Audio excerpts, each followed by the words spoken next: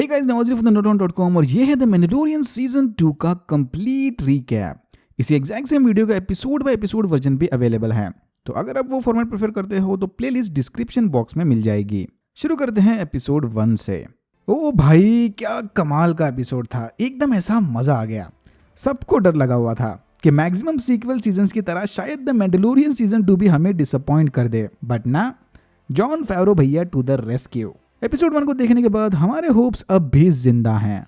Baby योडा को उसकी मंजिल पर पहुंचाने मैंडो को और मैंडेलोरियंस की मदद लगेगी, जो शायद जानते हों कि ये जेडाइस कहां मिलेंगे। बस उसी की तलाश में भटकते हुए मैंडो एक अंडरग्राउंड बॉक्सिंग रिंग में पहुंच जाता है, जहां पर दो गमोरियंस प्रजाति के एलियंस के बीच मरो या मारो वाली मैच चली थी। हम देखते ही समझ जाते हैं कि ये सारा इलाका बड़ा ही शेडी है। बाहर अंधेरे में छुपे जानवर बस किसी शिकार के मिलने का वेट कर रहे हैं, तो वहीं अंदर इल्लीगल बॉक्सिंग के मैचेस चले हैं। मैंडो यहाँ पर गोर कोरेस से मिलने आया था ताकि वो अपने नेटवर्क की मदद से इसकी और मैंडेलोरियंस को ढूंढने में मदद कर सके, बट गौर उल्टा इसे धोखा देकर मैंडो से उसका बेसकार छीनना चाहता है। बस फिर क्या था, मैंडो फुल बैटमैन मोड में जाकर गौर के सारे पंटरों को मार के उसे बाहर लाइट के खंबे पर उल्टा लटकाता है। अपनी जान बचाने की खातिर गौर इसे एक और मैंडेलोरियन के बारे में इंफॉर्मेशन देता है। इसके सोर्सेस के हिसाब से, जो कभी गलत नहीं होते, इसने आखिरी बार प्लैनेट टैटूइन पर किसी मैंडेलोरियन के होने के बारे में सुना था। ये बात मैंडो को हजम नहीं होती, क्योंकि लास्ट सीजन में जब वो टैटूइन गया था तब तो उसने वहां कोई मैंडेलोरियन को नहीं देखा,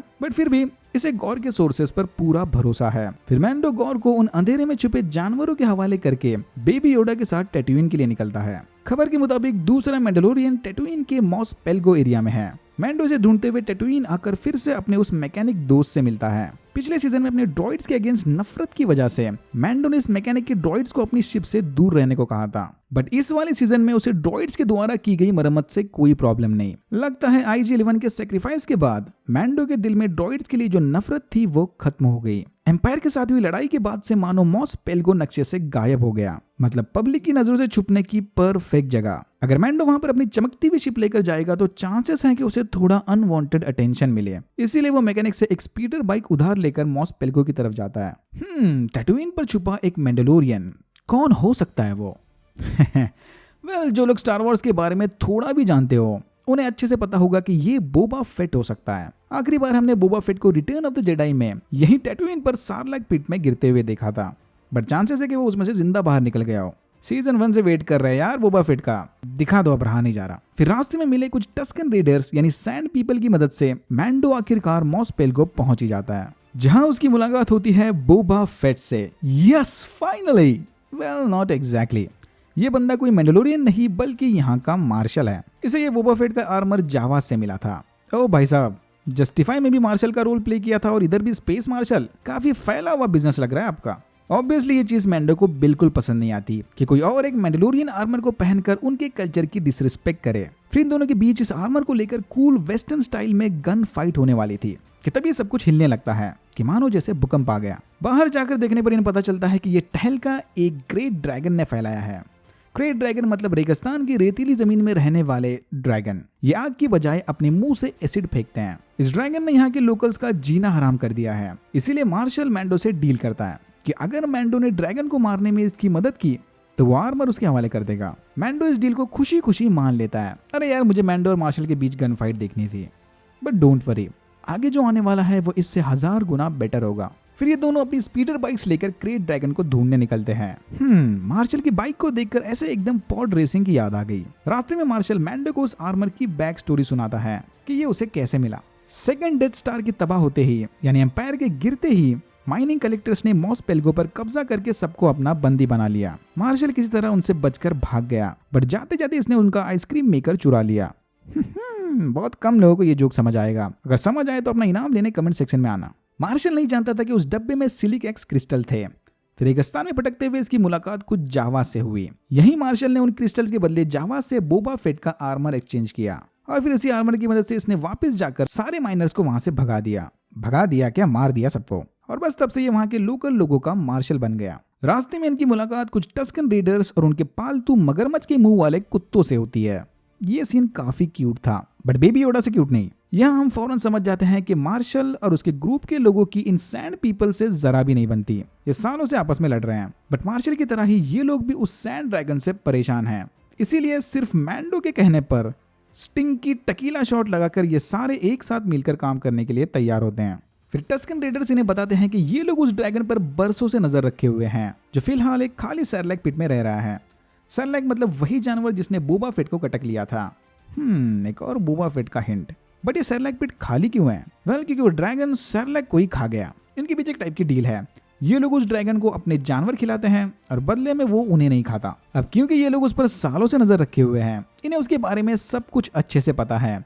वो कब खाता है, कब सोता है और उसकी बॉडी में सबसे कमजोर हिस्सा कौन सा है, उसका पेट, हर एक रेप्टाइल की तरह। इसी चीज का डेमो देने मैंडो और मार्शल को लेकर ड्रैगन के अड्डे पर जाते हैं, जहां ये ड्रैगन अपने चढ़ावे में चढ़ाए जानवर के बदले उसके साथ आए टस्कन रेडर को ही खा लेता है। ओ भाई, इस सीन पर बड़ी हंसी आई थी और साथ में उतना ही गिल्ट फील हुआ। बेचारा तो बस डेमो देने आया था यार। ये देखकर सारे समझ जाते हैं कि शायद अब इस ड्रैगन ने अपना टेस्ट बदल लिया है। मतलब प्रॉब्लम्स, सबके लिए प्रॉब्लम्स। पर ये ड्रैगन इतना बड़ा है कि कुछ टस्कन रेडर्स और इन दोनों से इसका कुछ नहीं होने वाला। अगर इसे वाकई में हराना है तो इन्हें और लोगों की जरूरत पड़ेगी। मैंडो और मार्शल थोड़े और लोग जमा करने वापस अपने टाउन जाते हैं। ये लोग टस्कन रेडर्स के साथ मिलकर उस ड्रैगन को मार देंगे और बदले में टस्कन रेडर्स कभी इनके टाउन पर हमला नहीं करेंगे और ना ही ये लोग कभी उनके रास्ते में आएंगे। और फिर आता है एपिसोड 1 का सबसे epic moment, the people versus the dragon. इनका प्लान बड़ा ही सिंपल है। उस ड्रैगन के जागने से पहले ये लोग उसके सुरंग के बाहर वाले एरिया में एक्सप्लोजिव्स गाड़ देंगे। अब क्योंकि उस ड्रैगन का सबसे कमजोर हिस्सा उसका पेट है, इसीलिए हमला भी तो नीचे से ही करना पड़ेगा ना। फिर कुछ रेडर्स उसे खाने का बहाना देकर बाहर बुलवाएंगे और जैसे ही वो ड्रैगन का पेट इन एक्सप्लोजिव्स के ऊपर आएगा, वो सारे एक्सप्लोजिव्स डेटोनेट कर देंगे। और जस्ट इन केस अगर इनका प्लान फेल हो जाए तो इन्होंने बैकअप में इस बेचारे जानवर को भी एक्सप्लोजिव से लपेट कर रख दिया है। यार, क्रॉसबोज देखकर एकदम से गेम ऑफ थ्रोन्स की याद आ गई। जैसे ही वो ड्रैगन बाहर आता है, धीरे धीरे स्क्रीन का एस्पेक्ट रेशियो चेंज होकर फुल स्क्रीन हो जाता है। No black bars, all effects in its full glory. देख के लगता नहीं कि आप टीवी शो देख रहे हो। क्वालिटी देखो यार सीजीआई की। मान के इंडस्ट्रियल लाइटर मैजिक को, कमाल का काम किया है भाई आईएलएम ने। एंडिंग वाले सीन को मैंने आराम से 4-5 बार देखा होगा। अभी भी जाके फिर से देखूंगा। थोड़े प्रॉब्लम्स के बाद ड्रैगन के उन एक्सप्लोजिव्स पर आते ही मार्शल धमाका कर देता है, पर इससे उस ड्रैगन को खरोच तक नहीं आती और फिर वो इन सारों पर भारी पड़ने लगता है। ऊपर से, नीचे से, आगे से, पीछे से, चारों तरफ से इन पर ड्रैगन का कहर बरसने लगता है। तभी मैंडो और मार्शल अपने जेट पैक्स को लेकर ड्रैगन के करीब जाते हैं उसका ध्यान भटकाने। अपेरेंटली मैंडो के दिमाग में कोई ऐसा आइडिया आया है जिसके बारे में वो मार्शल को नहीं बताना चाहता। मार्शल की मदद से मैंडो उस ड्रैगन का ध्यान अपनी और उस एक्सप्लोजिव में लपटे हुए जानवर की ओर करता है। फिर मैंडो मार्शल से एक्सप्लोजिव्स का रिमोट लेकर उसे वहां से भगा देता है। देखते ही देखते वो ड्रैगन उस जानवर समेत मैंडो को भी निगल जाता है। थोड़े सस्पेंशन के बाद मैंडो उस ड्रैगन के मुंह से उड़ते हुए बाहर आता है और एक्सप्लोजिव्स को डेटोनेट करता है। बाहर से चाहे कितना भी मजबूत हो, हर जानवर अंदर से तो कमजोरी होता है ना भाई। ये देखने के बाद मेरा रिएक्शन भी बिल्कुल ऐसा ही था। मैं चाहे जितनी भी कोशिश कर लूं, इस सीन को एक्सप्लेन करके इसे जस्टिस नहीं दे सकता। You have to watch it। उस ड्रैगन के मरते ही सारे मिलकर उसके टुकड़े करने लगते हैं। मैंडो भी अपने साथ एक बड़ा सा मटन पीस लेकर जाता है। तभी टस्कन रेडर्स को उस ड्रैगन की बॉडी से ग्रेट ड्रैगन पर्ल मिलता है। ये पर्ल्स निहायत ही रेयर और कीमती होते हैं और इनकी मदद से लाइट सेबर्स भी बनाए जा सकते हैं। ज्यादा डिटेल्स के लिए मेरा ये वाला वीडियो देखना। एनीवेज, काम पूरा होते ही वादे के मुताबिक मार्शल वो आर्मर मैंडो के हवाले करता है। वीडियो का एस्पेक्ट रेशियो फिर से चेंज होकर सिनेमैटिक लेटर बॉक्स में बदलता है, कूल वॉकिंग इनटू द सन वाले मूवमेंट के लिए। बट वेट, एपिसोड अभी खत्म नहीं हुआ। एंड सीन में हम देखते हैं कि एक अननोन आदमी मैंडो के स्पीडर को अपने सामने से जाते हुए देखता है। यह अननोन आदमी कोई और नहीं बल्कि बोबा फेट है। Yes, finally goosebumps. और यहाँ होता है एपिसोड 1 खत्म। एपिसोड 2 की शुरुआत होती है पिछले सीजन के द प्रिजनर एपिसोड के क्विक रिकैप से। मतलब आगे चल के इसमें उस वाले एपिसोड से रिलेटेड रेफरेंसेस आने वाले हैं। याद है ना वो प्रिजन ब्रेक वाला एपिसोड। मार्शल से बोबा फेट का आर्मर लेकर वापस आते वक्त मैंडो पर कुछ बॉन्टी हंटर्स का हमला होता है। ये लोग भी यहाँ पर बेबी योडा को लेने आए थे, बट मैंडो इन्हें बड़ी आसानी से हरा देता है। हमले में मैंडो की स्पीडर बाइक बुरी तरह से तबाह हो गई। मतलब आगे का सफर उसे चलकर ही पूरा करना होगा। मैंडो किसी तरह अपना बोझा बिस्तर कंधे पर उठाकर कैंटीना पहुंचता है, जहां उसकी मुलाकात एक इंसेक्टॉइड एलियन से होती है। इंसेक्टॉइड मतलब इंसेक्ट प्रजाति के एलियंस, स्पेसिफिकली किलिक्स प्रजाति के। यहाँ डॉक्टर मैंडिबल मतलब ये एलियन पेली के साथ बैठा सबक यानी स्पेस पोकर खेल रहा था। जिन लोगों ने सोलो मूवी देखी है वो इस गेम के बारे में अच्छे से जानते होंगे। एनीवेज, अगर मैंडो ने डॉक्टर मैंडिबल के अगले दांव में अपना पैसा लगाया तो वो उसकी दूसरे मैंडलोरियंस ढूंढने में मदद करेगा। याद है ना, मैंडो यहाँ पर मैंडलोरियन की तलाश में आया था, बट यहाँ उसे आर्मर के सिवा कुछ नहीं मिला। मैंडो डॉक्टर मैंडिबल की मदद करता है और उसके बदले में डॉक्टर मैंडिबल मैंडो की मदद करते हैं। ये फ्रॉग लेडी मैंडो को दूसरे मैंडलोरियंस तक पहुंचाएगी, बट इसके बदले में उसे एस्टाउरी मून ऑफ ट्रास्क तक लिफ्ट चाहिए। वहीं आसपास के एरिया में मैंडो को दूसरे मैंडलोरियंस भी मिलेंगे, बट इस डील में एक छोटी सी प्रॉब्लम है। सफर के दौरान मैंडो हाइपर ड्राइव इंजन यूज नहीं कर सकता क्योंकि ये लेडी अपने साथ अंडे लेकर आई है। हाइपर ड्राइव की फोर्स से अंडों को नुकसान पहुंच सकता है। अंडे नहीं तो इस फ्रॉग लेडी की अगली पीढ़ी भी नहीं। हाइपर स्पेस छोड़कर सबलाइट स्पीड में ट्रैवल करना मैंडो और बेबी योडा दोनों के लिए रिस्की है, बट दूसरा कोई ऑप्शन भी तो नहीं। मैंडो ये डील एक्सेप्ट करता है और उस फ्रॉग लेडी के साथ मैंडलोरियंस की तलाश में धीरे धीरे निकल पड़ता है। कॉकपिट में बैठकर मैंडो उस फ्रॉग लेडी से थोड़ी और इन्फॉर्मेशन निकलवाने की कोशिश करता है, बट अनफॉर्चुनेटली मैंडो को उस फ्रॉग लेडी की लैंग्वेज नहीं समझ आती। तभी मैंडो बेबी योडा को उस फ्रॉग लेडी के अंडे खाते हुए पकड़ लेता है। जब से बेबी योडा ने इसके अंडे देखे हैं तब से ये उन पर अपनी नजर गड़ाए बैठा था। आई एम नॉट श्योर कि ये सीन क्यूट था या क्रीपी। याद है ना, पिछले सीजन में भी मेंढक खाए थे इसने, और वो सीन भी मुझे बिल्कुल क्यूट नहीं लगा था। रास्ते में मैंडो को न्यू रिपब्लिक के 2 पेट्रोल ऑफिसर्स पकड़ लेते हैं, ये चेक करने के कहीं ये इंपीरियल का मेंबर तो नहीं। ये एक्स विंग पायलट थोड़ा जाना पहचाना लग रहा है ना। मैंडो को अगर यहाँ से सही सलामत निकलना है तो उसे इनसे अपना पिंग भेजकर वेरिफिकेशन लेना होगा। मैंडो समझ जाता है कि अगर इसने अपना पिंग भेज दिया तो ये लोग फौरन समझ जाएंगे कि मैंडो ने कुछ दिनों पहले इनके स्पेस प्रिजन से एक कैदी को भगाया था। कहा था ना, द प्रिजनर एपिसोड का रेफरेंस आने वाला है। मैंडो पिंग भेजने के बहाने इन्हें चकमा देने की कोशिश करता है और इसी के चलते पास वाले बर्फीले प्लैनेट पर अपने शिप को क्रैश कर देता है। भाई ये रेजर क्रेस्ट की तो आरसीबी से भी बुरी हालत है। साला इसके बुरे दिन खत्म ही नहीं होते। आज बना लो कल फिर से टूट जाती है। शिप क्रैश हो गई, बट उन एक्स विंग से भी पीछा छूट गया। तभी वो फ्रॉग लेडी मैंडो की शिप में पड़े ड्रॉइड के स्पेयर पार्ट्स को यूज करके इससे बात करती है। अनदर रेफरेंस, उसने इस ड्रॉइड में लगे ट्रांसलेटर मॉड्यूल को हैक कर लिया। ये मैंडो को समझाती है कि उसके पास ज्यादा टाइम नहीं है। अगर समय रहते इन अंडों को उनके प्लैनेट पर नहीं पहुंचाया तो इनकी आखिरी पीढ़ी खत्म हो जाएगी। मैंडलोरियंस वादे के पक्के होते हैं, इसीलिए ये बस इसे इमोशनल ब्लैकमेल कर रही है और कुछ नहीं। ना चाहते हुए भी मैंडो ठंडी में बाहर जाकर अपनी शिप की मरम्मत करने लगता है। इधर बेबी योदा को फिर से खाने के क्रेविंग्स आते हैं और वो जाकर बर्फीली मकड़ी का अंडा फोड़कर खा लेता है। मकड़ी खाते ही आसपास मौजूद सारी मकड़ियां इन पर हमला कर देती हैं, इंक्लूडिंग उनकी जायंट मम्मी। मैंडो, बेबी योदा और वो फ्रॉग लेडी किसी तरह इन मकड़ियों से बचकर रेजर क्रेस्ट के कॉकपिट में छुप जाते हैं। ये लोग वहां से उड़कर जाने ही वाले थे कि तभी वो जायंट मकड़ी इन पर हमला कर देती है। साइड क्वेस्ट हुआ तो क्या हुआ, वीएफएक्स तो दिखाना बनता है ना भाई। समय रहते वहां पर एक्स विंग फाइटर पायलट्स आकर उस मकड़ी को मार देते हैं। बट अचानक ये मैंडो के दोस्त कैसे बन गए? वेल, माना कि मैंडो ने न्यू रिपब्लिक की जेल से एक कैदी को भगाया था, बट बदले में उसने वहां पर 3 मोस्ट वांटेड क्रिमिनल भी तो छोड़े थे ना। इसी वजह से अनऑफिशियली मैंडो के सारे गुनाह माफ कर दिए गए। मैंडो मौके का फायदा उठाकर इनसे रेजर क्रेस्ट की मरम्मत करने मदद मांगता है, बट इनका मूड इतना भी अच्छा नहीं है। वो मैंडो और उसकी शिप को वहीं छोड़कर वहां से चले जाते हैं। मैंडो फिर किसी तरह अपने शिप को उड़ने लायक बनाकर वहां से निकल पड़ता है। सारे शिप में बस कॉकपिट ही वेल प्रेशराइज्ड एरिया है, तो सब एक ही जगह पर रहेंगे। मतलब उस फ्रॉग लेडी के अंडे अब सुरक्षित हैं। और यहाँ होता है एपिसोड 2 खत्म। धीरे धीरे किसी तरह मैंडो, बेबी योडा और वो फ्रॉग लेडी ट्रास्क पहुंचते हैं। ट्रास्क के एटमॉस्फेयर में एंट्री करते वक्त इनकी शिप पानी में क्रैश हो जाती है, बट यहाँ के लोकल शिप को निकालकर लैंडिंग पैड पर रख देते हैं। देख के लग रहा है कि ये एक वाटर प्लैनेट है और शायद इसीलिए फ्रॉग लेडी अपने अंडों को यहाँ पर लाना चाहती थी। I mean, सारे लोकल्स भी फिश प्रजाति यानी एक्वेटिक स्पीसीज के मेंबर्स लगते हैं। मैंडो आगे मैकेनिक को 1000 क्रेडिट्स देकर उसे शिप की मरम्मत करने को कहता है। भाई अब तो टाइम आ गया नई शिप लेने का। फाइनली फ्रॉग लेडी को उसका हस्बैंड मिल जाता है और वो अब वादे के मुताबिक मैंडो को और मैंडलोरियन ढूंढने में इसकी मदद करेगा। तभी मैंडो का ध्यान जाता है कि कोई चुपके से इन पर नजर रखे हुए था। फ्रॉग लेडी का हस्बैंड मैंडो को लेकर एक मॉन कैलामेरी के रेस्टोरेंट जाता है। जिन्होंने स्टार वॉर्स मूवीज देखे होंगे वो इस प्रजाति से वाकिफ होंगे।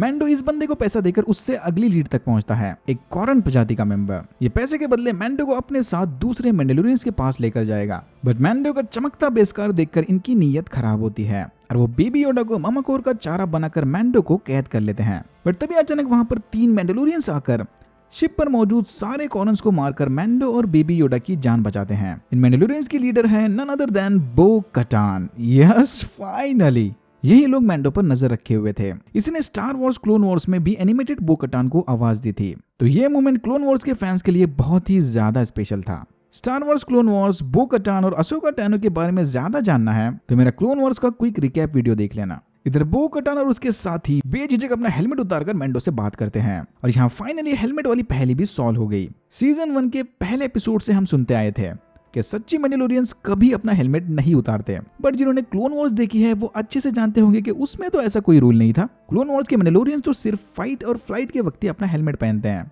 तो इसमें से कौन सही है और कौन गलत? वेल, दोनों भी लॉजिक गलत नहीं है। बो कटान का क्लैन इस कभी ना हेलमेट निकालने वाले रूल को फॉलो नहीं करता। सिंपल भाषा में ये नई जनरेशन के मैंडलोरियंस हैं। वहीं मैंडो का क्लैन इनके पुराने मैंडलोरियन वॉरियर वाले कल्चर को फॉलो करते हैं। Mando is child of the watch. I think यहाँ पर डेथ वॉच की बात हो रही है। अगेन, क्लोन वॉर्स का रिकैप देखने पर सब समझ आएगा कि मैं क्या बोल रहा हूँ। मैंडो की इनकी बातों में कोई इंटरेस्ट नहीं। उसे लगता है कि ये लोग मैंडलोरियन कल्चर को डिसरिस्पेक्ट कर रहे हैं, इसीलिए वो उन्हें यहीं छोड़कर वहां से चला जाता है। बट फिर मैंडो पर दूसरे कॉरन्स हमला करते हैं अपने भाई की मौत का बदला लेने।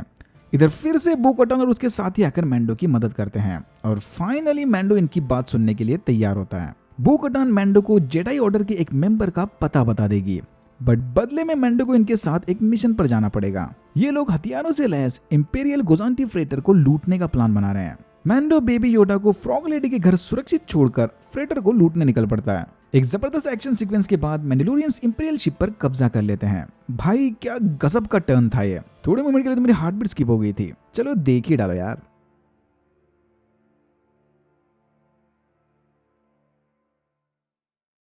है ना? अगर कुछ फील नहीं हुआ तो मतलब आपने क्लोन वॉर्स नहीं देखा है। सॉरी, बट यही एक बड़ा एडवांटेज है बैकग्राउंड स्टोरी पता होने का। मैंडलोरियंस को अपने शिप पर कब्जा करते देख न चाहते हुए भी शिप का कैप्टन समय से पहले हाइपर स्पेस जंप की तैयारी करता है। तभी बो कटान शिप के कार्गो कंट्रोल पर कब्जा कर लेती है और अनाउंस करती है कि वो यहाँ पर सिर्फ हथियार नहीं बल्कि पूरी शिप उठाने आए हैं। ये सुनकर मैंडो भी परेशान होता है क्योंकि डील तो बस हथियार चुराने की हुई थी, बट बो कटान के हिसाब से दिस इज द वे।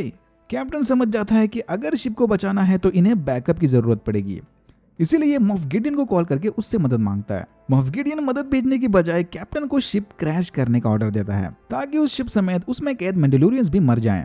इन मैंडलोरियंस ने इससे पहले भी ऐसी बहुत चोरियां की थी, बट मैंडो की मदद से बो कटान और उसकी टीम शिप के कॉकपिट पर कब्जा करती है और समय रहते शिप को क्रैश होने से बचा लेती है। बो कटान कैप्टन से डार्क सेबर की लोकेशन के बारे में पूछती है, जिसके जवाब में कैप्टन इसे बताता है कि वो अच्छे से जानती है कि डार्क सेबर किसके पास है। इतना बोलकर कैप्टन सुसाइड करता है। अगर बो कटान को मैंडलोर का कंट्रोल चाहिए तो उसे डार्क सेबर की जरूरत पड़ेगी, बट मैंडो को ना तो डार्क सेबर में कोई इंटरेस्ट है और ना ही प्लैनेट मैंडलोर में। उसे तो बस जेडाई ऑर्डर का पता चाहिए ताकि वो बेबी योडा को उनके हवाले कर सके। और यहाँ आता है शो का आखिरी और सबसे बड़ा बट एक्सपेक्टेड सरप्राइज बॉम्ब। बो कटान मैंडो को बताती है कि बेबी योडा को लेकर कॉर्वस प्लैनेट पर जाए, वहां उसे अशोका तानो मिलेगी। अशोका को बस इतना बोलना है कि तुम्हें बो कटान ने भेजा है और बस तुम्हारा काम हो जाएगा। मैंडो इसकी बताई इन्फॉर्मेशन के मुताबिक अपनी खटारा शिप में बैठकर अशोका को ढूंढने निकलता है और यहाँ होता है ढेर सारे गूज बम्स के साथ एपिसोड 3 खत्म। एपिसोड 4 की शुरुआत होती है सीजन 1 के क्विक रिकैप से, मेनली प्लैनेट नेवारो पर होने वाले इवेंट्स। ये सब हमें ग्रीफ कार्गा,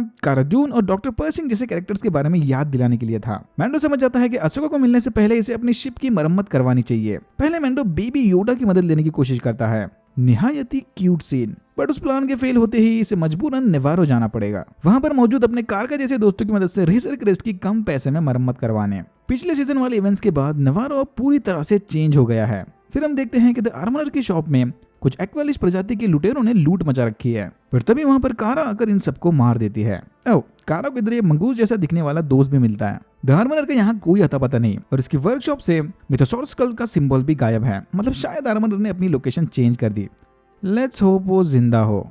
एनीवेज, मैंडो नेवारो आकर अपने दोस्तों से मिलता है। ग्रीफ कार्गा अपने 2 मैकेनिक्स को रेजर क्रेस्ट की मरम्मत का काम सौंप देता है। इस वाले मैकेनिक में कुछ झोल लग रहा है। जैसे कि मैंने कहा था, मॉफ गिडियन को हराने के बाद नेवारो अब पूरी तरह से बदल गया और कारा जून यहाँ की नई मार्शल बन गई। ऐसी बैडएस मार्शल होगी तो कौन पंगा लेगा। कार्गा बेबी योडा को एक स्कूल में बिठाकर मैंडो को उसके नए साइड क्वेस्ट के बारे में बताता है। इस क्लास को एक प्रोटोकॉल ड्रॉइड पढ़ा रही है, यस C3PO टाइप की प्रोटोकॉल ड्रॉइड, बट बेबी योडा का ध्यान क्लास में कम और दूसरे बच्चों के बिस्किट्स में ज्यादा है। यहाँ बेबी योडा अपनी शक्तियों का गलत इस्तेमाल करके पास वाले बच्चे के बिस्किट चुरा कर खाता है। ये तो लग रहा है मैंडो को खाकर ही मानेगा, तब तक इसका पेट नहीं भरने वाला। ये भाई साहब तो याद ही होंगे ना, सीजन 1 में मैंडो की पहली बाउंटी यही था। अभी मेथरोल अपना कर्ज चुकाने कार्गा के लिए लाइफ टाइम काम करेंगे। ओके, अब बात करते हैं इस एपिसोड वाले साइड क्वेस्ट की।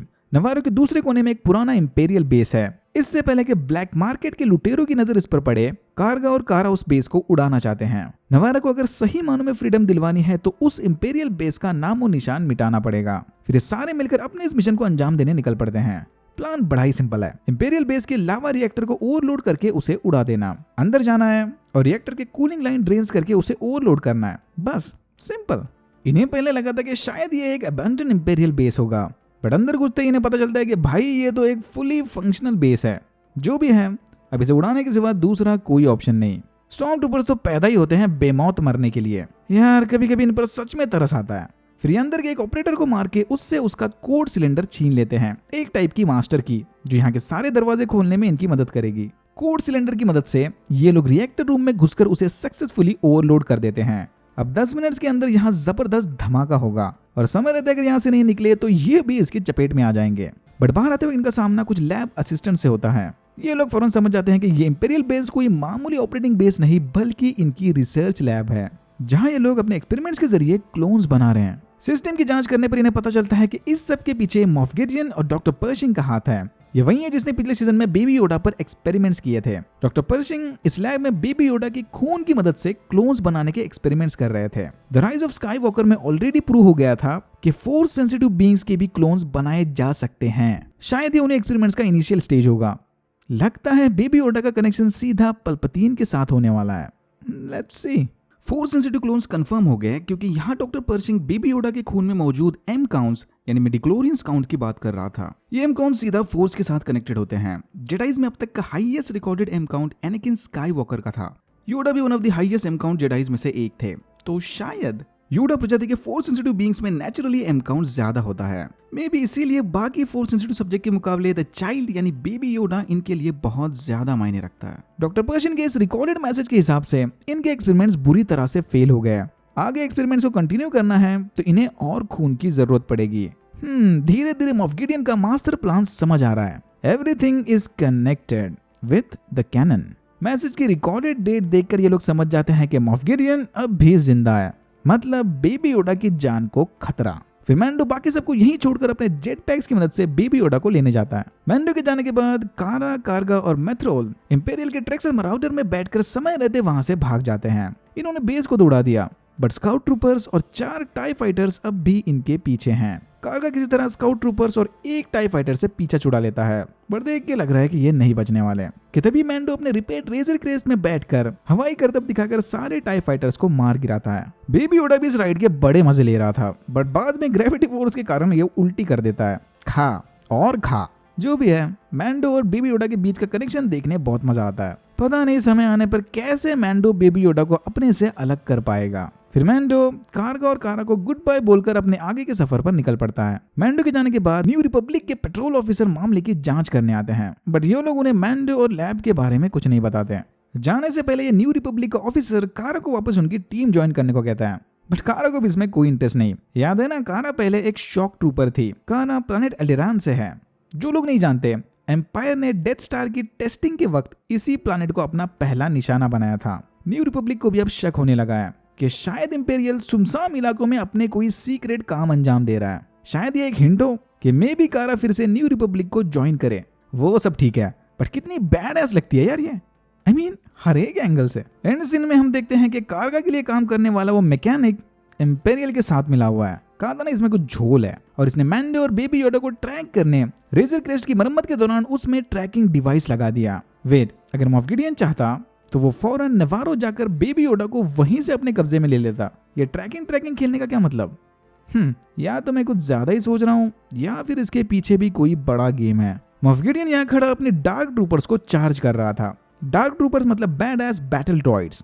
ये पुराने स्टार वॉर्स वीडियो गेम का हिस्सा थे, बट टेक्निकली वो कभी स्टार वॉर्स मेन कैनन का ऑफिशियल पार्ट नहीं बने। आई थिंक अब बन गए। एपिसोड 5 की शुरुआत होती है अशोका टैनो की बैड एस एंट्री सीन से। हो अशोका और उसके आइकॉनिक व्हाइट सेबर्स। कोर्वस प्लैनेट की कैलोडन सिटी पर मॉर्गन एल्सबेथ एके द मैजिस्ट्रेट का कब्जा है। अशोका यहाँ पर इन्हीं से लड़ रही थी, क्योंकि इसी मैजिस्ट्रेट से किसी बंदे का पता जानना है। इसके बारे में हम आगे बात करेंगे। अशोका को जिस इन्फॉर्मेशन की तलाश है वो तो मजिस्ट्रेट नहीं देने वाली, बट अगर अशोका यहाँ से चली जाती है तो बदले में मजिस्ट्रेट यहाँ मौजूद लोगों की जान बख्श देगी। लेकिन नहीं, अशोका को जो चाहिए वो तो चाहिए। वो मॉर्गन को कुछ और टाइम सोचने का मौका देकर वहां से चली जाती है। लैंडिंग के दौरान मैंडो के मना करने के बावजूद भी बेबी योडा अपनी फोर्स पावर्स की मदद से वो मेटल बॉल चुरा लेता है। खाने के बाद यही एक चीज है जो इसे सबसे ज्यादा पसंद है। मैंडो शहर के अंदर घुसकर वहां के लोकल लोगों से पूछताछ शुरू करता है, बट कोई इससे बात करने को तैयार नहीं। तभी वहां मजिस्ट्रेट के गार्ड्स आकर मैंडो को अपने साथ लेकर जाते हैं। अंदर घुसते वक्त मैंडो देखता है कि ये लोग यहाँ के सिटीजन्स के साथ कैसा सलूक कर रहे हैं। मतलब भाई ये सारे अब मैंडो की बैड बुक्स में आ गए। यह मॉर्गन मैंडो को एक ऑफर देती है, नई बाउंटी। अगर मैंडो ने अशोका तानो को मार दिया तो बदले में उसे बेस्कार का बना भाला मिलेगा। मैंडो सोचता है कि यार चलो इसी बहाने खड़े खड़े ये लोग इसे अशोका का पता बता देंगे। द मजिस्ट्रेट से मिले कोऑर्डिनेट को फॉलो करते हुए फाइनली मैंडो अशोका तक पहुंच जाता है। मिलते ही इनके बीच थोड़ी हाथापाई होती है, बट फिर मैंडो से बताता है कि उसे यहाँ बो कटान ने भेजा है। अशोका को मैंडो की बातों से ज्यादा बेबी योडा में इंटरेस्ट आता है। फिर अशोका फोर्स की मदद से बेबी योडा से बात करती है और यहाँ फाइनली हमें बेबी योडा के पास्ट के बारे में कुछ पता चलता है। बेबी योडा का असली नाम ग्रोगू है। यस, ग्रोगू। हाँ, मेरे लिए तो हमेशा बेबी योडा ही रहेगा। एनीवेज, क्लोन वॉर्स से पहले बेबी योडा कोरोसेंट में मौजूद जेडाई टेंपल में रहता था। यहीं पर इसने जेडाई मास्टर की मदद से अपनी ट्रेनिंग हासिल की थी। बट क्लोन वॉर्स वाले इवेंट्स के बाद किसी ने बेबी योडा को टेंपल से भगाकर छुपा दिया और बस तब से ये इंपीरियल से बचता आ रहा है। अशोका के हिसाब से बेबी योडा की टेंपल से निकलने की बाद वाली सारी यादें काफी डार्क हैं। अपने सर्वाइवल के लिए बेबी योडा ने सबसे उसके फोर्स पावर छुपाए रखे। पता नहीं इसके साथ एग्जैक्टली क्या हुआ था, बट उस सारे एक्सपीरियंस के बाद इसके दिमाग में जबरदस्त डर बैठ गया। अशोका मैंडो को बताती है कि उसने बेबी योडा की प्रजाति का एक और मेंबर देखा था, the wise grand master Yoda. Goosebumps. But Mando की इन सब बातों में कोई इंटरेस्ट नहीं। वो बस इतना चाहता है कि अशोका बेबी योडा को अपने साथ रख ले, बट उससे पहले अशोका इसके फोर्स पावर्स का टेस्ट लेगी। टेस्ट के दौरान ग्रोगू अशोका की बातों को इग्नोर करके इसकी जबरदस्त बेइज्जती करता है। मैंडो से बताता है कि ये पहले से ही इतना स्टबर्न है, बट फिर अशोका अपनी जगह मैंडो को खड़ा करती है। पहले ग्रोगू मैंडो को भी इग्नोर करता है, बट फिर उस मेटालिक बॉल की खातिर टेस्ट को पास कर लेता है। इसने टेस्ट तो पास कर लिया, बट एक बड़ा प्रॉब्लम है। अशोका के हिसाब से ग्रोगू अब मैंडो से बहुत अटैच्ड हो गया। अगर उसने इन दोनों को अलग किया तो इसका बुरा असर भी पड़ सकता है, क्योंकि फोर्स सेंसिटिव लोग लॉस और इमोशंस को ठीक से हैंडल नहीं कर पाते। ये यहाँ पर एनाकिन स्काईवॉकर एके डार्थ वेडर का एग्जांपल दे रही है। अगेन मैंडो को ये सब जानने में कोई इंटरेस्ट नहीं। मैंडो से बोलता है कि अगर ये ग्रोगू को अपने साथ रखने के लिए तैयार होती है तो वो बदले में मजिस्ट्रेट को हराने में इसकी मदद करेगा। अशोका ये ऑफर फौरन एक्सेप्ट करती है। फिर एक ईस्टर एग से भरे जबरदस्त एक्शन सीक्वेंस के बाद मैंडो की मदद से अशोका मजिस्ट्रेट तक पहुंच जाती है। काफी देखने लायक सीन था ये। Lightsaber, blasters and specially ये गन स्लिंगर वाला मूवमेंट। लड़ाई के दौरान मजिस्ट्रेट अपने बेस्कार से बने भाले की मदद से अशोका पर भारी पड़ने लगती है। ये अशोका की एक लाइट सेबर भी पानी में गिरा देती है, बट फिर अशोका अपने आइकॉनिक रिवर्स विल्डिंग मूव को यूज करके मजिस्ट्रेट को हरा देती है। अशोका को इससे ग्रैंड एडमिरल थ्रोन का पता चाहिए। गैलेक्टिक एम्पायर के दौर में एम्परर पल्पतीन ने खुद थ्रोन को ग्रैंड एडमिरल का दर्जा दिया था। मतलब बंदे में जरूर कोई खास बात होगी। जिन लोगों ने स्टार वॉर्स रिबेल्स देखी है वो इस कैरेक्टर के बारे में अच्छे से जानते होंगे। थ्रोन को हमने आखिरी बार रिबेल्स की एंडिंग में देखा था। Spoiler alert. रिबेल्स के आखिरी सीन में पर्गिल नाम के क्रिएचर्स जेडाई एर्जा ब्रिजर और थ्रोन को उनकी शिप समेत हाइपर स्पेस में खींच लेते हैं। उसके बाद इन दोनों के साथ क्या हुआ किसी को नहीं पता। पर्गिल मतलब सिंपल भाषा में डीप स्पेस में रहने वाले एलियन व्हेल मछलियां। अशोका को भी हमने आखिरी बार रिबेल्स के एंड में ही देखा था। अशोका सबीन रेन के साथ मिलकर एर्जा ब्रिजर की तलाश में निकली थी। आई थिंक इसीलिए वो थ्रोन को ढूंढ रही है। बट वेट, अगर ऐसा है तो सबीन किधर गायब हो गई? Let's see. Okay, back to episode 5। End scene में हम देखते हैं कि मजिस्ट्रेट के हारने के बाद वहां के सिटीजन्स नए बंदे को अपना लीडर बनाते हैं। मदद के बदले अशोका मैंडो को बेस्कार से बना वो भाला ऑफर करती है। पहले तो मैंडो से लेने से इनकार करता है, बट फिर अशोका से समझाती है कि इसका सच्चा हकदार एक मैंडलोरियन ही होना चाहिए। वादे के मुताबिक मैंडो बेबी योडा को फाइनल गुड बाय बोलकर उसे अशोका के हवाले करने वाला था, बट तभी एन मूवमेंट पर अशोका पलटी मारती है। अशोका को अब भी लगता है कि ग्रोगू को मैंडो से अलग करना ठीक नहीं, बट फिर भी ये इसे एक और रास्ता बताती है। मैंडो को ग्रोगू के साथ प्लैनेट टाइथॉन जाना होगा। वहां पर इसे कुछ एंशिएंट टेंपल का मलबा मिलेगा। वहीं एक पहाड़ी पर सीइंग स्टोन मौजूद है। ये सीइंग स्टोन का फोर्स के साथ काफी तगड़ा कनेक्शन है। ग्रोगू को इस सीइंग स्टोन पर बैठकर उसे सीधा फोर्स के साथ कनेक्ट करना है। डायरेक्ट और स्ट्रॉन्ग कनेक्शन। फिर ग्रोगू खुद डिसाइड करेगा कि उसे क्या करना है, मैंडो के साथ रहना है या फिर जेडाइज के साथ। सीइंग स्टोन से कनेक्ट होने के बाद हो सकता है कि कुछ जेडाइज ग्रोगू की मौजूदगी को भांप लें, तो चांसेस ये भी है कि कोई खुद उसे ढूंढते हुए मैंडो तक पहुंच जाए। बट प्रॉब्लम यह है कि क्लोन वॉर्स के पास ज्यादा जेडाइज बचे ही कहां हैं। खैर जो भी है, मैंडो अशोका को थैंक यू बोलकर वहां से चला जाता है और यहाँ होता है एपिसोड 5 खत्म। टाइथॉन के सफर के दौरान मैंडो बेबी योडा को ग्रोगू नाम से पुकारकर उसके मजे ले रहा होता है। फिर इसके साथ थोड़ा मेटल बॉल से फोर्स कैचिंग खेलने के बाद मैंडो इसे बताता है कि जल्दी वो उसे किसी जेडाई के हवाले कर देगा। माना कि इन दोनों के बीच काफी स्ट्रॉन्ग कनेक्शन है, बट ग्रोगू इतना पावरफुल है कि मैंडो उसे अकेले ट्रेन नहीं कर सकता। ग्रोगू को किसी जेडाई मास्टर की जरूरत पड़ेगी। बेसिकली मैंडो इसे समझाने की कोशिश कर रहा है कि सीइंग स्टोन पर बैठने पर अगर कोई जेडाई इसके कांटेक्ट में आ भी जाए तो प्लीज उसके साथ जाने के लिए तैयार हो जाना। याद है ना अशोका ने क्या कहा था, ग्रोगू को अपनी मंजिल खुद चुननी पड़ेगी, कोई उसे फोर्स नहीं कर सकता। अगर फोर्स किया तो सीधा डार्क साइड। टाइथॉन पर पहुंचकर मैंडो उस टेंपल को ढूंढ लेता है, बट अनफॉर्चुनेटली पहाड़ी पर रेजर क्रेस्ट को लैंड करने लायक जगह नहीं, इसीलिए वो रेजर क्रेस्ट को नीचे पार्क करके जेट पैक की मदद से ग्रोगू को ऊपर लेकर जाता है। जब मैंडो ग्रोगू को उस सीइंग स्टोन पर बिठाकर उसे एक्टिवेट करने का जरिया ढूंढ रहा था, तब ग्रोगू उस पत्थर पर बैठा मस्त ब्लू बटरफ्लाइज के साथ खेल रहा था। Another Easter eggs to the Clone Wars. Star Wars universe में इस तरह के ब्लू विंग्ड बटरफ्लाइज मैसेज पहुंचाने का काम करते हैं। अब या तो ग्रोगू इनकी मदद से कोई मैसेज भेज रहा था या फिर ये बस एक ईस्टर एग था। तभी बोबा फेट अपने आइकॉनिक स्टारशिप में बैठकर टाइथॉन पर लैंड करता है। मैंडो उसे देखकर फौरन ग्रोगू को लेने जाता है, बट तब तक ग्रोगू ऑलरेडी फोर्स फील्ड से कनेक्ट हो गया था। मैंडो फोर्स फील्ड के अंदर घुसकर ग्रोगू को सीइंग स्टोन से उठाने की कोशिश करता है, बट फोर्स उसे दूसरी तरफ फेंक देती है।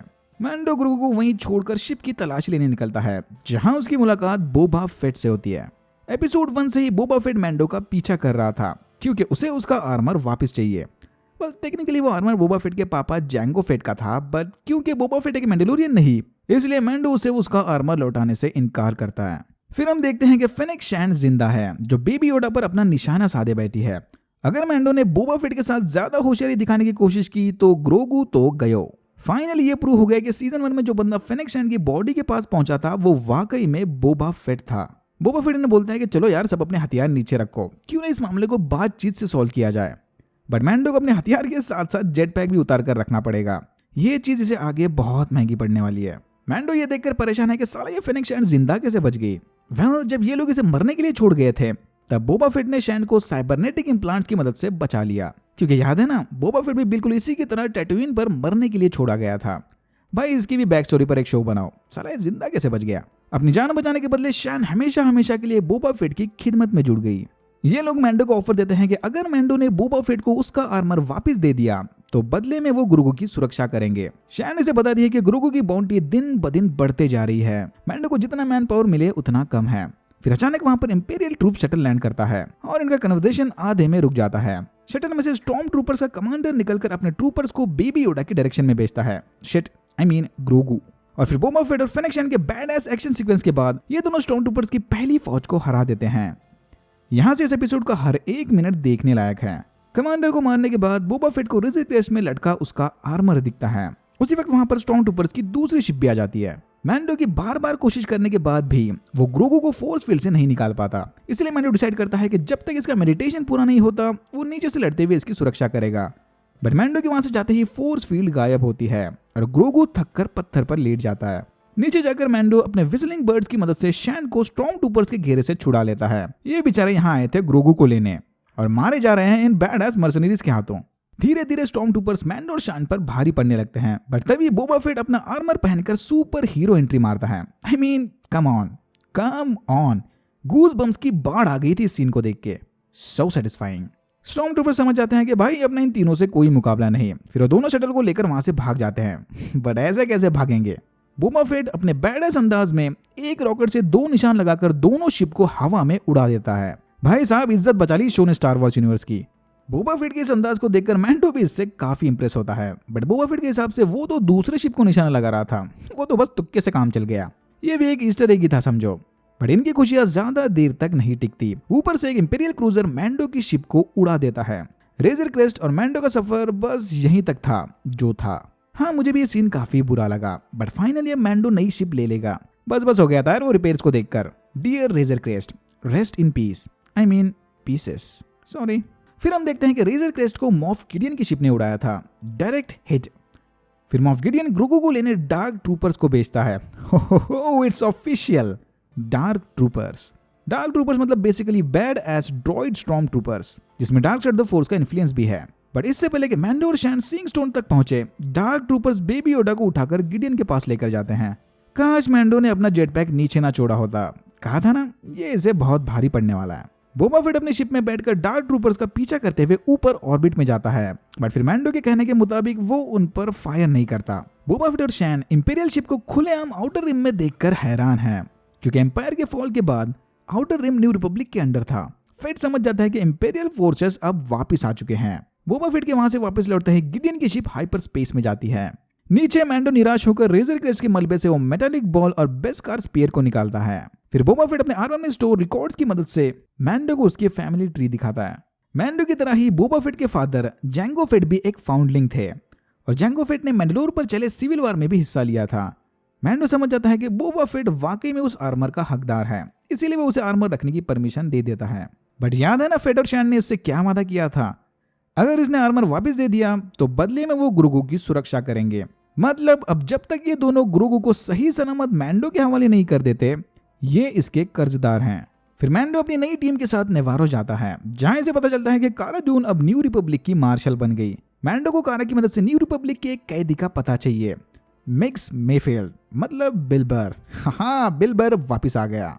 मैंडो को लगता है कि मेफील्ड इनकी मॉफ गिडियन के क्रूजर को ढूंढने में मदद कर सकता है, पर अनफॉर्चुनेटली इस मामले में अब कारा इसकी कोई मदद नहीं कर पाएगी, क्योंकि उसे अपनी मार्शल की ड्यूटी निभानी है। ऐसे ही ना थोड़ी किसी भी कैदी को जेल से भगा देगी। बट फिर मैंडो इसे बताता है कि गिडियन ने बेबी योडा को किडनैप कर लिया।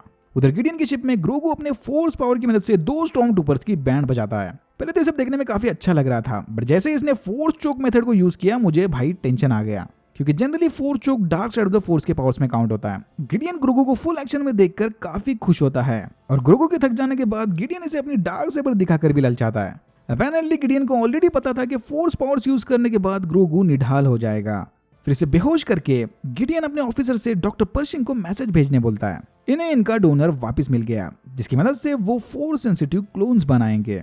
और यहाँ होता है the tragedy of Grogu the wise खत्म। पिछले एपिसोड में हमने देखा कि मॉफ गिडियन की शिप को ट्रैक करने मैंडो को मेफेल्ड की मदद लगेगी, क्योंकि मेफेल्ड पहले एक इंपेरियल था।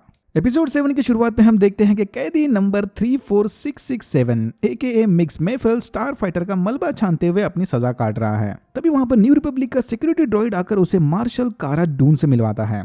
कारा मेफेल्ड को अपनी कस्टडी में लेकर उसे नए जॉब के लिए लेकर जाती है। फिर स्लेव वन शिप के पास पहुंचते ही मेफेल्ड की मुलाकात बोबा फेट, फेनेक शैन और दिनजारिन से होती है। Oh by the way, Boba Fett ने अपने आर्मर को रीपेंट करके मस्त एकदम चकाचक बना दिया। मैंडो मेफेल्ड को बताता है कि उन्हें मॉफ गिडियन की शिप को ट्रैक करके बेबी योडा को ढूंढने में उसकी मदद चाहिए, जिसके बदले मेफेल्ड को बेटर व्यू मिलेगा। मॉफ गिडियन की शिप के कोऑर्डिनेट्स हासिल करने मेफेल्ड को इंपेरियल टर्मिनल का एक्सेस चाहिए। मेफेल्ड के हिसाब से प्लैनेट मोराग पर ऐसा एक इंपेरियल टर्मिनल इन्हें मिल सकता है, जहां इंपेरियल सीक्रेटली माइनिंग का काम कर रहे हैं। मोराग पर पहुंचकर बोबा फेट अपनी शिप की मदद से इंपेरियल्स की राइडोनियम रिफाइनरी को ढूंढ लेता है। राइडोनियम ईंधन या फिर एक्सप्लोजिव्स बनाने के काम आता है। इनका प्लान है कि इंपेरियल के जगरनॉट को हाईजैक करके उनके बेस में घुस जाना। बट प्रॉब्लम यह है कि ये facility x imperial security bureau या फिर ISB के अंडर आती है। अगर गलती से इनमें से किसी मेंबर का जेनेटिक सिग्नेचर इंपेरियल के बैड रिकॉर्ड्स में रहा तो सारे मारे जाएंगे।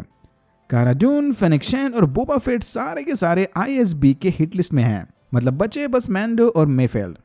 मैंडो मेफेल्ड को अकेले नहीं जाने देगा, और मेफेल्ड अपने साथ किसी मैंडलोरियन को अंदर नहीं लेके जा सकता। इसीलिए ये डिसाइड होता है कि ये दोनों जगरनॉट के पायलट्स को मारकर उनका आर्मर पहनकर अंदर घुसेंगे। इधर से इन्होंने हिंट देना शुरू कर दिया था कि जल्द ही दिनजारिन अपनी शक्ल दिखाने वाला है। अपनी टीम की मदद से मैंडो और मेफेल्ड जगरनॉट को हाईजैक करके इंपेरियल की बेस की ओर निकलते हैं, तो दूसरी तरफ डून और शैन ऊपर जाकर इंपेरियल गार्ड्स पर नजर रखते हैं, ताकि जरूरत पड़ने पर ये दोनों उनकी भागने में मदद कर सकें। सफर के दौरान मेफेल्ड अपना हेलमेट निकालकर मैंडो के नए हेलमेट का मजाक उड़ाने लगता है। यार तुम मैंडलोरियंस हेलमेट में बने इस अजीब से कट से देखते कैसे हो? सीरियसली मुझे भी यही क्वेश्चन है। फिर एक इंपेरियल ऑफिसर इन्हें कांटेक्ट करके बताता है कि जगरनॉट में रखे राइडोनियम के टेम्परेचर पर ध्यान रखना और गाड़ी जरा धीरे चलाना। रिफाइनरी को जाते वक्त रास्ते में इन्हें कुछ लोकल लोग दिखते हैं। मेफेल्ड के हिसाब से इन लोगों के लिए इंपेरियल्स, न्यू रिपब्लिक सब एक जैसे हैं, जो जबरदस्ती इनके एरिया में घुसा है। जो लोग लड़ाई में इंपेरियल्स और न्यू रिपब्लिक के लिए अपनी जान दे रहे थे, मेफेल्ड को उन पर भी काफी दया आती है। इवन मैंडलोर पर चले कॉन्फ्लिक्ट में भी बहुत सारे लोग बेवजह मारे गए थे, और अपनी मर्जी के बिना ही लड़ाई का हिस्सा बन गए। मेफील्ड का मानना है कि वो और मैंडो एक जैसे हैं, सर्वाइवर्स। बट ये सुनकर मैंडो इसे फौरन टोक देता है कि भाई मुझे अपने आप से कंपेयर मत करना, मैं अपने रूल्स कभी नहीं तोड़ता। वेल टेक्निकली वो फिलहाल स्टॉर्म ट्रूपर के आर्मर में बैठा है, तो भाई कौन से रूल की बात हो रही है? दिस इज द वे का मतलब कौन सा वे? अपना मैंडलोरियन आर्मर नहीं निकालना या फिर बस अपना चेहरा नहीं दिखाना? क्योंकि दोनों एकदम अलग अलग चीजें हैं। मैंडो भी मेफील्ड की तरह ही समय आने पर अपने रूल्स को बेंड कर देता है। सो बेसिकली दोनों एक जैसे हैं, survivors. Mando shocks, Mayfeld rocks. तभी इन पर वहां के लोकल पायरेट्स का हमला होता है जो ऑलरेडी कुछ जगरनॉट्स को उड़ा चुके हैं। पता नहीं ऐसे कौन से पायरेट्स हैं जो लूटने से पहले अपना माल उड़ा देते हैं। एनीवेज, एक on the road action sequence scene के बाद मैंडो और मेफील्ड किसी तरह रिफाइनरी पहुंच जाते हैं। पायरेट्स ऑलमोस्ट इन्हें बमबारी करके उड़ाने ही वाले थे कि तभी समय रहते स्टॉर्म ट्रूपर्स और टाई फाइटर्स ने इन्हें बचा लिया। फर्स्ट टाइम इंपीरियल फोर्सेस वालों ने हेरोइक एंट्री मारी होगी। रिफाइनरी पहुंचकर ये लोग टर्मिनल को ढूंढ लेते हैं, बट अनफॉर्चुनेटली टर्मिनल के पास ही वेलिन हेस नामी ऑफिसर बैठा है। मेफील्ड किसी जमाने में इस बंदे के लिए काम करता था और उसे डर है कि शायद वो इसे देखकर पहचान ले। फिर ये डिसाइड होता है कि टर्मिनल को एक्सेस करने मैंडो जाएगा, बट इसके लिए मैंडो को अपना हेलमेट उतारकर फेस स्कैन करवाना पड़ेगा। फाइनली डिंजारिन अपना फेस स्कैन करके टर्मिनल से मॉफ गिडियन की शिप के कोऑर्डिनेट्स निकालता है, बट वापस लौटते वक्त ऑफिसर वेलिन उसे रोक लेते हैं। डिंजारिन की आइडेंटिटी जानने वेलिन इससे उसका टीके नंबर पूछता है। समय रहते मेफील्ड आकर मैंडो का कवर ब्लो होने से इन्हें बचा लेता है। सरप्राइज सरप्राइज, वेलिन ने इसे नहीं पहचाना। चलो एटलीस्ट मैंडो की शक्ल तो दिख गई। अब क्योंकि ये दोनों पायरेट से लड़कर सक्सेसफुली राइडोनियम को अंदर लेकर आए थे, वेलिन इन्हें ड्रिंक ऑफर करता है। यहाँ मेफील्ड वेलिन को ऑपरेशन सिंडर की याद दिलाता है। द मैंडलोरियन सीरीज में डार्क ट्रूपर्स के बाद वीडियो गेम्स वाला ये सेकंड रेफरेंस देखा हमने। माना कि Operation Cinder first time Shattered Empire novel में इंट्रोड्यूस हुआ था, बट ये बैटलफ्रंट 2 का बड़ा हिस्सा रहा है। जेडाई फॉलन ऑर्डर का भी तो कोई कनेक्शन नहीं फिनाले के साथ। इसी ऑपरेशन सिंडर के वक्त मेफील्ड ने अपने सारे डिवीजन को खो दिया था, जिसमें हजारों लोगों की जानें गई थी। वेलिन के हिसाब से एम्पायर की शान में वो एक छोटी सी कुर्बानी थी। सारे शहीदों को एम्पायर ने हीरो का दर्जा दे दिया। मैंडो समझ जाता है कि भाई ये मेफील्ड कोई बड़ा झोल मारने वाला है। तभी मेफील्ड वेलिन की बातों से गुस्सा होकर उसे ब्लास्टर से शूट कर देता है। सत्यानाश। फिर ये दोनों कारा और शैन के कवर फायर की मदद से बाल बाल बचकर भाग जाते हैं।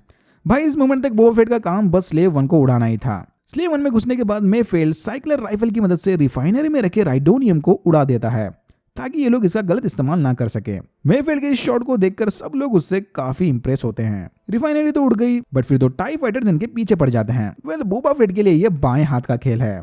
बोबा स्लेव 1 में लगे सिस्मिक चार्ज की मदद से दोनों टाई फाइटर्स को उड़ा देता है। काफी सैटिस्फाइंग सीन था।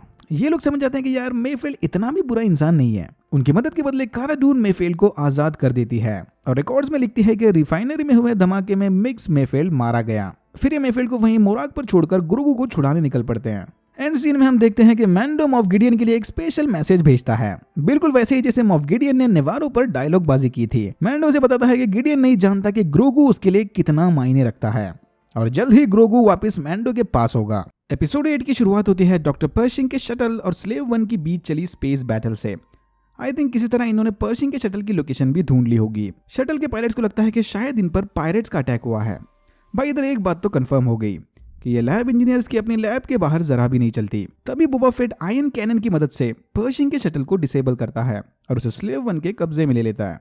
शटल के शील्ड और ट्रांसपोंडर्स के डिसेबल होते ही मैंडो शिप के अंदर जाकर पर्शिंग से ग्रोगू का हाल पूछता है। डॉक्टर पर्शिंग मैंडो को दिलासा देते हैं कि भाई ग्रोगू गिडियन के पास सुरक्षित है। अब इनका प्लान है इस शटल को हाईजैक करके उसके अंदर छुपकर गिडियन के क्रूजर में घुस जाना। बट इंपीरियल पायलट थोड़ी ना इतनी आसानी से हार मानेंगे। वेल इनमें से एक अपनी जान की खातिर हार मानने को तैयार था, पर तभी दूसरा कट्टर इंपीरियल पायलट उसे ब्लास्टर से मारकर पर्शिंग को बंदी बना देता है। एक क्लोन इंजीनियर होने की वजह से डॉक्टर पर्शिंग इंपीरियल का बहुत ही इंपॉर्टेंट मेंबर है। ये उसे इतने आसानी से जिंदा मैंडो के हवाले नहीं करने वाला। मामला गर्म होते ही यहाँ कारा डून भी आ जाती है। पायलट इसे देखते ही पहचान लेता है कि ये अल्डरान की निवासी है, वो प्लैनेट जिसे डेथ स्टार की टेस्टिंग के वक्त उड़ाया गया था। फिर ये अल्डरान के खात्मे को लेकर कारा को उकसाने लगता है, जिसके बाद कारा अपना कंट्रोल खोकर उसका भेजा ब्लास्ट कर देती है। कारा डून का ये रूप देखकर मैंडो भी थोड़ा टेंशन में आता है। थोड़ा भी इधर उधर हो गया होता तो डॉक्टर पर्शिंग में निकल लेते पायलट के साथ। शटल को अपने कब्जे में लेने के बाद मैंडो बो कटान से मदद मांगने जाता है। क्लोन वॉर के फैंस इस गॉन्टलेट स्टार फाइटर को देखते ही पहचान गए होंगे। डेव फिलोनी और जॉन फेरो ने इस एपिसोड में फुल ऑन फैन सर्विस की है भाई, ऐसे छोटी से छोटी डिटेल से लेके बड़े से बड़े रिवील तक। मैंडो और बोबा पास वाली कैंटीना में जाकर बो कटान और उसके साथी कोस्का से मिलते हैं मैंडो इन्हें बताता है कि गिडियन ने ग्रोगू को किडनैप कर लिया और अब उसे छुड़ाने में इनकी मदद चाहिए। पता नहीं अचानक से बो कटान के एटीट्यूड को क्या हो गया था इधर। बो कटान की नेगेटिव बातें सुनने के बाद बोबा इसे वहां से निकलने के लिए कहता है कि ये मंडलोरियन इनके कुछ काम नहीं आने वाले। एक क्लोन के मुंह से अपनी इंसल्ट सुनने के बाद कोस्का को मिर्ची लगती है और फिर इन दोनों के बीच थोड़ी हाथापाई होती है। पर फिर बो कटान इनकी लड़ाई रोक लेती है कि अगर इतनी बहादुरी एम्पायर के सामने दिखाई होती तो आज मंडलोर की कंडीशन कुछ और होती। फिर बोबा और बो कटान आपस में भिड़ जाते हैं, एक दूसरे को ताने मारते हुए। इधर एक और कंफ्यूजन फिर से आ गया। तो लास्ट एपिसोड में हमें लगा था कि क्योंकि जेंगो एक फाउंडलिंग था और रूल्स के हिसाब से उसके आर्मर पर बोबा का हक होना चाहिए, तो उस हिसाब से बोबा भी मैंडलोरियन हुआ ना। बट नहीं, बोबा ने कंफर्म कर दिया कि उस आर्मर पर तो इसका हक है, बट इसका मतलब ये नहीं कि वो अपने आप को एक मैंडलोरियन मानता है। लो भाई स्टार वॉर्स फैंस, फिर से भिड़ जाओ इसी क्वेश्चन को लेकर। मैंडलोरियंस और स्टार वॉर्स फैंस के बीच ये एक चीज कॉमन है, आपस में लड़ाई करने उन्हें बहुत मजा आता है। एनीवेज, फाइनली इनके बीच एक डील होती है। बो कटान मैंडो और उसके साथियों की मदद करने के लिए तैयार होगी, बट बदले में मॉफ गिडियन को हराने के बाद डार्क सेबर पर इसका हक होगा, ताकि ये उस डार्क सेबर की मदद से मैंडलोर पर अपना कंट्रोल वापस ले सके। इस डार्क सेबर और मैंडलोर के कंट्रोल को लेकर आगे बहुत डाउट्स आने वाले हैं, तो बी प्रिपेयर्ड। मिशन की प्लानिंग करते वक्त बो कटान इन्हें बताती है कि एक जमाना था जब गिडियन जैसे क्रूजर पर 100 से ऊपर ट्रूपर्स रहा करते थे, बट अब एम्पायर के गिरते ही इनकी तादाद कम हो गई। इसके हिसाब से क्रूजर पर कब्जा करने में इन्हें ज्यादा प्रॉब्लम नहीं होना चाहिए। बट तभी डॉक्टर पर्शियन इनके सारे एक्साइटमेंट पर पानी फेर देता है। ये बात तो सही है कि क्रूजर पर स्टॉर्म ट्रूपर्स कम हैं, बट गिडियन के पास इनसे लड़ने के लिए एक निहायती खतरनाक फौज मौजूद है, डार्क ट्रूपर्स। वीडियो गेम्स की तरह ही गिडियन के ट्रूपर्स भी 3 जनरेशन में आते हैं। ये वाला डार्क ट्रूपर्स का 3rd जनरेशन है। डार्क ट्रूपर्स को और इफेक्टिव बनाने के लिए इन्होंने उसकी सबसे कमजोर कड़ी निकाल दी, ह्यूमन एलिमेंट। मतलब ये 3rd जनरेशन वाले डार्क ट्रूपर्स 100% ड्रॉइड्स हैं। सरप्राइजिंगली डॉक्टर पर्शिंग इनकी जरूरत से ज्यादा मदद करता है। लगता है इसे भी बेचारे ग्रोगू पर तरस आ गया। क्रूजर के ब्लूप्रिंट को देखकर डॉक्टर पर्शिंग इन्हें अंदर के सारे लोकेशंस बताता है, किधर से एंटर करना है, ग्रोगू कहाँ मिलेगा और डार्क ट्रूपर से कैसे पीछा छुड़ाया जा सकता है। तो अब इनका प्लान कुछ ऐसा है। ये लोग शटल में बैठकर लॉन्च ट्यूब के जरिए क्रूजर में घुसेंगे। लॉन्च ट्यूब मतलब वो एरिया जहां से टाई फाइटर्स लॉन्च किए जाते हैं, इसीलिए इन क्रूजर का ऐसा अजीब सा नोकीला शेप होता है। ये लोग स्लेव 1 की मदद से गिडियन के आदमियों को चकमा देकर शटल को क्रूजर में घुसा देंगे। एक बार शटल अंदर आ गया तो बोबा फेट का काम खत्म। अंदर जाकर बो कटान, कोस्का, कारा और फेनिक गिडियन के आदमियों का ध्यान भटकाए रखेंगे। फिर इसी डिस्ट्रैक्शन का फायदा उठाकर मैंडो पहले डार्क ट्रूपर्स को ठिकाने लगाएगा और फिर जाकर ग्रोगू को छुड़ाएगा। डार्क ट्रूपर्स क्रूजर के कार्गो बे में चार्ज हो रहे हैं। मैंडो को डॉक्टर पर्शिंग के कोड सिलेंडर की मदद से समय रहते उन्हें कार्गो बे से बाहर फेंकना होगा। प्लान के मुताबिक बो कटान शटल को लॉन्च ट्यूब के थ्रू क्रूजर के अंदर घुसा देती है। बाहर बोबा 2 टाई फाइटर्स को मारकर हाइपर स्पेस में चला जाता है। इसका काम बस इतना ही था। अंदर बो कटान और उसकी टीम एक के बाद एक स्टॉर्म ट्रूपर्स को मारने लगते हैं। गिडियन फौरन समझ जाता है कि मामला गड़बड़ है। वो डार्क ट्रूपर्स को एक्टिवेट करके ब्रिज से निकलकर खुद कहीं गायब हो जाता है। मैंडो को अपनी लोकेशन पर पहुंचने में थोड़ी देर हो गई और इससे पहले कि वो कोड सिलेंडर की मदद से बे का दरवाजा बंद कर दे, एक डार्क ट्रूपर उसके बाहर आता है। मैंडो के सारे हथियार इस डार्क ट्रूपर के सामने फेल हैं, बट तभी मैंडो किसी तरह अपने बेस्कार स्पीयर की मदद से डार्क ट्रूपर को मार देता है। एक डार्क ट्रूपर ने ऑलमोस्ट मैंडो की चटनी बना दी थी। भाई पूरी फौज से कैसे लड़ेंगे ये लोग। पर तभी मैंडो कार्गो बे को डीप्रेशराइज करके बचे हुए डार्क ट्रूपर्स को स्पेस में फेंक देता है। पिछली बार इंसानों पर यह आइडिया काम कर गया था, बट ड्रॉइड्स पर यह ज्यादा देर तक काम नहीं आने वाला। जितना जल्दी हो सके इन्हें यहाँ से निकलना पड़ेगा। इंपेरियल फोर्सेस का मास मर्डर करने के बाद बो कटान और बाकी लेडी गैंग ब्रिज पर कब्जा कर लेती है, बट वहाँ गिडियन का कोई अता पता नहीं। अरे ये वाली मैडम मर भी गई क्या? मुझे लगा कुछ special hand to hand combat देखने मिलेगा इनका और काराडून का। ओके, मैंडो फाइनली ग्रोगू को ढूंढ लेता है। अच्छा तो गिडियन इधर है क्या? गिडियन ग्रोगू को डार्क सेबर दिखाकर मैंडो को उसका ब्लास्टर फेंकने को कहता है। गिडियन जानता है कि मैंडो यहाँ पर बो कटान के साथ आया है और बो कटान को उसकी डार्क सेबर वापस चाहिए ताकि वो मैंडलोर की गद्दी पर बैठ सके। बट तभी मैंडो इसे बताता है कि भाई मुझे डार्क सेबर में कोई इंटरेस्ट नहीं, वो तुम्हारा और बो कटान का पर्सनल मैटर है। मैं यहाँ पर सिर्फ और सिर्फ ग्रोगू को लेने आया हूँ। ये सुनकर गिडियन से बोलता है कि ठीक है, वैसे भी उसका काम हो गया। उसने ग्रोगू से ब्लड सैंपल ले लिया और क्लोनिंग की स्टडी के लिए भेज दिया। मैंडो अगर चाहे तो ग्रोगू को लेकर यहाँ से जा सकता है, लड़ाई झगड़ा करने की क्या जरूरत। मैंडो इसकी बात मान लेता है और ग्रोगू को उठाने जाता है कि तभी गिडियन डार्क सेबर से इस पर हमला कर देता है। यहाँ पर एक जबरदस्त बेस्कार वर्सेस डार्क सेबर के शोडाउन के बाद मैंडो गिडियन को बड़ी आसानी से हरा देता है, बट उसे मारने के बजाय जिंदा पकड़कर काराडून के हवाले करने लेकर जाता है। मैंडो डार्क सेबर लेकर ग्रोगू और गिडियन के साथ ब्रिज आता है। गिडियन को जिंदा और डार्क सेबर को मैंडो के हाथ में देखकर बो कटान के चेहरे पर 12 बज जाते हैं। तो यहाँ आता है वो डार्क सेबर और मैंडलोर के कंट्रोल वाला प्रॉब्लम। रिबल्स में हमने देखा था कि सबीन रेन डार्क सेबर बो कटान को ऑफर करती है। बो कटान अपनी बहन की याद में डार्क सेबर एक्सेप्ट करके मैंडलोर की गद्दी पर बैठ जाती है। तो उसने रिबल्स में तो बड़े आराम से डार्क सेबर एक्सेप्ट कर ली थी, बट अपैरेंटली वो रूल चेंज हो गया, या फिर अगर गिडियन की माने तो पहले से ही ये रूल ऐसा था। अगर मैंडलोर पर कंट्रोल करना है तो पहले डार्क सेबर को उसके करंट ओनर से लड़ाई में जीतना पड़ेगा। मैंडो ने गिडियन को हराकर उससे डार्क सेबर जीत ली, तो उस हिसाब से डार्क सेबर का करंट हकदार मैंडो है। अगर बो कटन को डार्क सेबर वापस चाहिए तो वो उसे मैंडो से ऐसे गिफ्ट में नहीं ले सकती, उसे भी अब वो डार्क सेबर मैंडो से लड़ाई में जीतनी पड़ेगी। व्हाट? मैंडो को भी लगता है कि यार ये रूल तो बड़ा बचकाना है, ये क्या बात हुई। उसे वाकई में डार्क सेबर और मैंडलोर पर कोई इंटरेस्ट नहीं। वो डार्क सेबर बो कटान को ऑफर करता है, बट बो कटान इसे लेने से इनकार करती है क्योंकि उसे मैंडलोर की कुर्सी तोहफे में नहीं चाहिए। ये तो अजीब ही प्रॉब्लम हो गया। बैठे बैठे मैंडो मैंडलोर का लीडर बन गया। इससे पहले कि ये लोग इस बात का कोई सोल्यूशन निकालें, डार्क ट्रूपर्स क्रूजर के अंदर वापस आते हैं। जब ये लोग डार्क ट्रूपर्स को लेकर डिस्ट्रैक्टेड थे, तभी गिडियन एक ब्लास्टर को छुपा देता है। धीरे धीरे डार्क ट्रूपर्स की आर्मी ब्रिज की तरफ बढ़ने लगती है। काफी बैड एस सीन था ये। इनकी डिटेलिंग देख रहे हो, जॉन फेवरा का आयरन मैन वाला एक्सपीरियंस झलक रहा है इधर। डार्क ट्रूपर्स ब्रिज के दरवाजे के बाहर आकर इकट्ठा होते हैं कि तभी एक एक्स विंग फाइटर क्रूजर के अंदर लैंड होता है और भाई इधर से दौड़ने लगती है गूज बम्स की लहर। एक्स विंग के अंदर आते ही ग्रोगू किसी का प्रेजेंस फील करता है, इंडिकेटिंग कि वो एक्स विंग में कोई जेडाई आया है। डार्क ट्रूपर्स दरवाजे को पंचिंग बैग बनाकर उसे तोड़ रहे थे कि अचानक वो रुक जाते हैं। एक्स विंग से निकला ब्लैक हुड पहना जेडाई एक एक करके डार्क ट्रूपर्स की बैंड बजाने लगता है। भाई इतने बुरे तरीके से तो मैंने आज तक स्टॉर्म ट्रूपर्स को तक मरते नहीं देखा। सारी इज्जत निकाल दी एम्पायर की टेक्नोलॉजी की, एकदम बटर जैसा काटे जा रहा है एक एक को। X wing, black hood, green lightsaber, कौन हो सकता है ये? किसको एड़ा बना रहा हूं? सारे के सारे एक्स विंग देखकर ही समझ गए थे कि इसके अंदर कौन होने वाला है। इस दूसरे डिस्ट्रैक्शन का फायदा उठाकर गिडियन उस छुपाए हुए ब्लास्टर से बो कटान पर धड़ाधड़ फायर करता है, बट बेस्कर आर्मर ने इसे बचा लिया। बो कटान के बाद गिडियन ग्रोगू को मारने जाता है, बट तभी मैंडो उसके सामने कूदकर ग्रोगू की जान बचा लेता है। इससे पहले कि गिडियन खुद को मार ले, कारा डून उसके हाथ से ब्लास्टर गिरा देती है। भाई तो अगले सीजन तक बेहोश ही रहना। बाहर वो जेडाई सारे डार्क ट्रूपर्स को मारकर दरवाजे के पास आता है। ये एक सीन देखने लायक था। बिना लाइट सेबर के एक टिन कैन की तरह पिचका दिया डार्क ट्रूपर को। तभी ग्रोगू मैंडो को इशारा करके बताता है कि दरवाजा खोल दो। मैंडो ग्रोगू के कहने के मुताबिक दरवाजा खोल देता है। दरवाजा खुलते ही वो ब्लैक हुड पहना जेडाई अंदर आता है। फिर अपने लाइट सेबर को धीरे से डीएक्टिवेट करने के बाद वो जेडाई हुड हटाकर अपना चेहरा दिखाता है। Look Skywalker. ओके, पहले से पता था कि ये लूक है, बट फिर भी मैन ये वाला सीन देखने के बाद ना, अरे मम्मी प्याज काटते वक्त जरा एग्जॉस्ट फैन चलाया करो ना, फालतू में एसिड की वजह से आंखों में पानी आ जाता है। लूक स्काईवॉकर को अपने सामने देखकर मैंडो उससे पूछता है कि आर यू अ जेडाई? हाँ भाई, he is a Jedi. Luke Grogu को इशारा करके अपने पास बुलाता है, बट ग्रोगू कुर्सी पर बैठकर मैंडो के पास देखता है।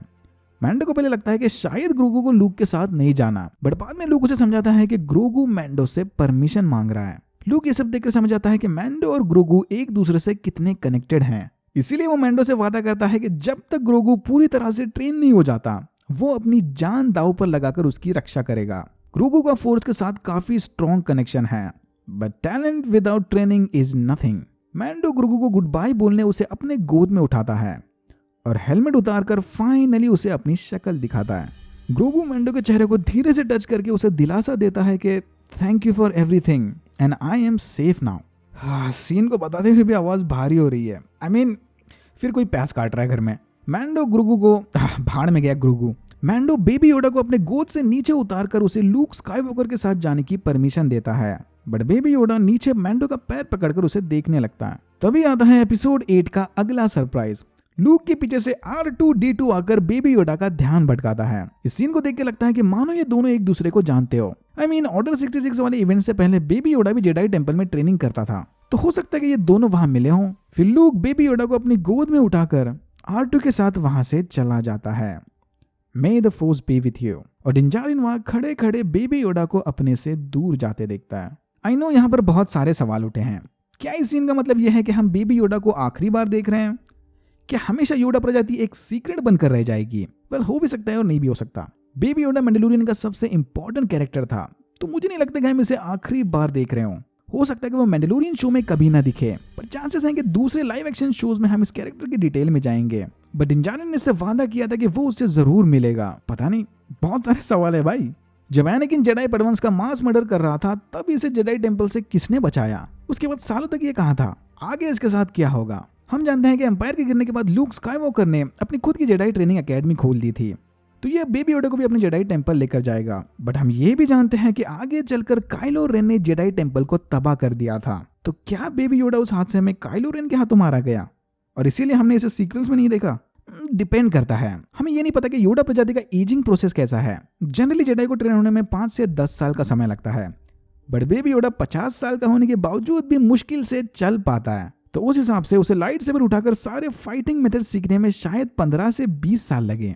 अगर ऐसा होता है तो हाँ, बेबी योडा काइलो के हाथों मारा गया। बट अगर बेबी योडा जल्दी बड़ा हुआ और बाकी जेडाइस की तरह 5-10 साल में ट्रेन हो गया, तो उसके बाद वो जेडाई टेंपल को छोड़कर अपने अलग एडवेंचर पर निकल गया होगा। देखते हैं हमें इसके जवाब मिलते भी हैं कि नहीं, बट मुझे नहीं लगता कि इसका जवाब हमें सीजन 3 में मिलने वाला है। आई थिंक बेबी योडा और मैंडो का सफर बस इतना ही था। इन्होंने ऑलरेडी मैंडो को डार्क सेबर देकर उसे एक नई स्टोरी लाइन दे दी। अब शो का नाम मैंडलोरियन है, तो समय आ गया है कि एक मैंडलोरियन अपने प्लानेट मैंडलोर पर ध्यान दे। एम्पायर ने वैसे भी मैंडलोर पर कब्जा करके उसकी बैंड बजा दी थी, और डिंजारिन से अच्छा लीडर उन्हें मिल ही कहां सकता है। बो-कटान एक अच्छी फाइटर है, बट लीडर बनने के लिए वो थोड़ी एग्रेसिव टाइप की है। मैंडो ने ऑलरेडी बेबी योडा के लिए अपने रूल्स को सेक्रीफाइस करके साबित कर दिया कि जरूरत पड़ने पर वो कितना सेल्फलेस हो सकता है। पहले मैं भी चाहता था कि बो-कटान ही मैंडलोर की लीडर बने, but to be honest darksaber Din Djarin के हाथ में ज्यादा कूल लगती है। प्रिटी श्योर सीजन 3 का मेन फोकस प्लैनेट मैंडलोर होगा। पोस्ट क्रेडिट सीन में हमने देखा कि बोबा फेट फेनिक्स शैन के साथ टैट्यूइन पर वापस चला गया।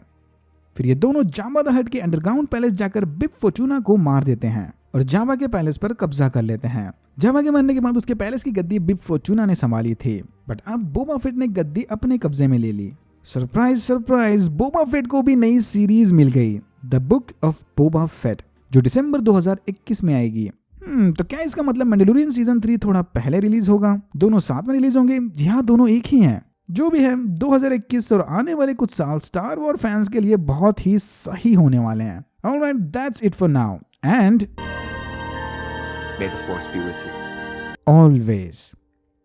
अगर आपको वीडियो अच्छा लगा तो please like, share and subscribe for more videos like this. मैंने ऐसे और भी वीडियोस बनाए जिनके लिंक्स आपको डिस्क्रिप्शन बॉक्स में मिल जाएंगे। Thank you very much for watching and I am hoping to see you in my next one.